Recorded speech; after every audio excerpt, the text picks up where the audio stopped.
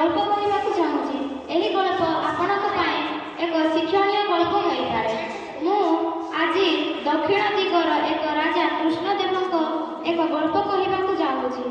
दिने राजा कृष्णदेव दरबार में बसी था। सेतिकी बेले तांकर एक दासी आसी कहे, राजा आपण को एक चित्रकार भेटिबाकू चाहे। राजा कहिले हौ ताकू डाक। से चित्रकारटी भीतर को आसिला, कहिला राजा मु गोटे चित्र आपणक ठारे बिकिबा पानी चाहूँगी। आपण कोन मोर चित्रटी किणिबे? राजा कहिले काहे चित्रटी देखाओ। से चित्रकारटी चित्र को काढ़ी तांको को देखाइला। से चित्रटी एक सुंदर राणीर थिला। राजा दरबार में बसीथिबा समस्त लोक को पचारिले, आपण समस्त को एही चित्रटी भल लागुची कि? समस्ते कहिले आज्ञा भल लागुची। सेतिकी बेले तांकर एक लोक उठिकी कहिला, जी दरबार में बसीथिला, जणे कहिला जे यार नाक टिके खराब हो जाइछि, एहा नक ठारो टिके बड़ हो जाइछि। आउ जणे लोक उठिकी कहिला एहार दीटा कान छोट बड़ हो जाइछि।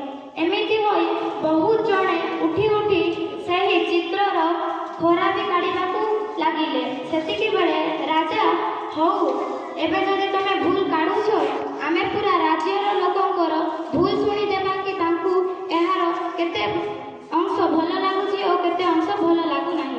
सेमिति कही राजा सही चित्रटी को तांको दरबार बाहरे लगाई देले।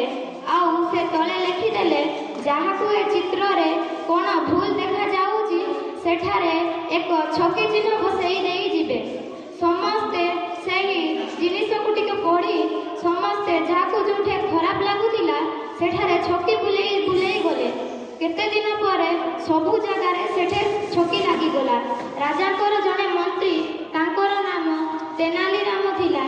से चित्रटी को काढ़ी आनी सेठे राजा को देखाइले। राजा देखंतु केते जण एठारे एहार केतेटी खराब गुण काढ़ी एठारे छकी चिन्ह बसाइछंती। राजा कहिले हौ एबे तमे कुह मंत्री एबे कोन करिबा? मंत्री कहिले हौ एबे मु जहा करिबे मु करिबी।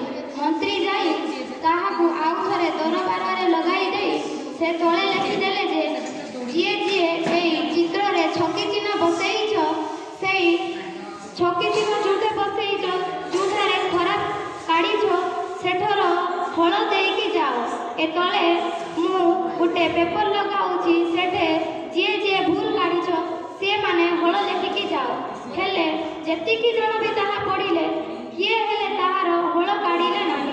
तापरे केते दिन परे सेठारे किछि उत्तर न मिलिथिबारु मंत्री जाई राजा को कहिले, राजा समस्ते भूल तो